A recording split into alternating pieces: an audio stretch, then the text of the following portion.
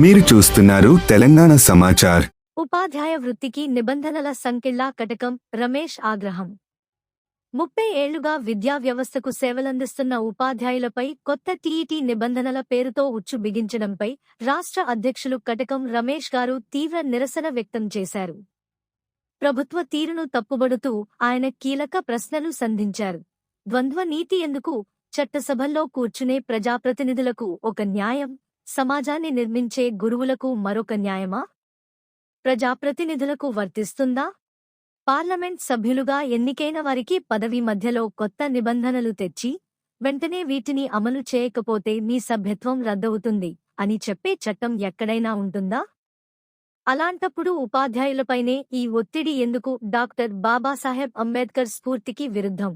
సర్వీసులో ఉన్నవారికి మధ్యలో నిబంధనలు మార్చడం రాజ్యాంగ స్ఫూర్తికి విరుద్ధమని, వెంటనే ఈ కొత్త నిబంధనలను ఉపసంహరించుకోవాలని ఆయన ప్రభుత్వాన్ని డిమాండ్ చేశారు. గురువులకు గౌరవం ఇవ్వకపోయినా పర్వాలేదు కానీ నిబంధనలతో వారి మనోధైర్యాన్ని దెబ్బతీయకండి. ప్రతిపక్షాలు గాని వాళ్ళ అధికార పక్షం గాని ఏమాత్రము స్పందించకుండా 20 సంవత్సరాలు ఉద్యోగం చేసిన వ్యక్తి నీవు ఇది పాస్ కాకపోతే ఇంటికి పోవాలనేటువంటి అంశం అనేటువంటిది ఇది రాజ్యాంగ విరుద్ధము. దానికి విరుద్ధంగా ఉన్నటువంటి అంశాలను భారత పార్లమెంటు సవరించాల్సి ఉంది.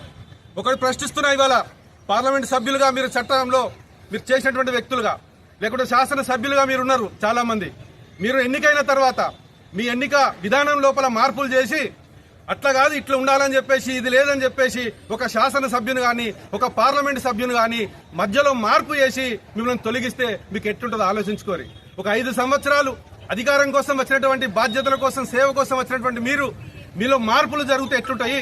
ఒక 30-40 సంవత్సరాల ఉద్యోగం కోసం అన్నింటినీ కూడా త్యాగం చేసి కష్టపడి బయట అవకాశాలను వదులుకొని వాళ్ళ ప్రభుత్వ ఉద్యోగంలోకి వచ్చినటువంటి ఉపాధ్యాయులకు కత్తి పెట్టేసి ఇది చట్టం అని చెప్పేసి చట్టం ఎక్కడి నుంచి వస్తుంది అంటున్నాను.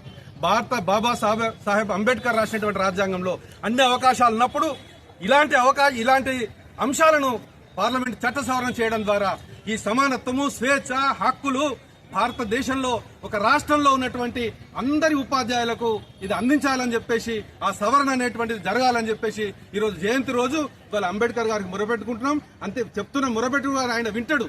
ఇవాళ పాలకులు కూడా ఇవాళ అంబేద్కర్ యొక్క స్ఫూర్తిని తీసుకొని దీనిలో మాడిఫికేషన్ చేయాలని చెప్పేసి కూడా తెలంగాణ రాష్ట్ర టీచర్ ఫెడరేషన్ గా మేము వారికి సూచిస్తున్నాం, మనవి చేస్తున్నాం.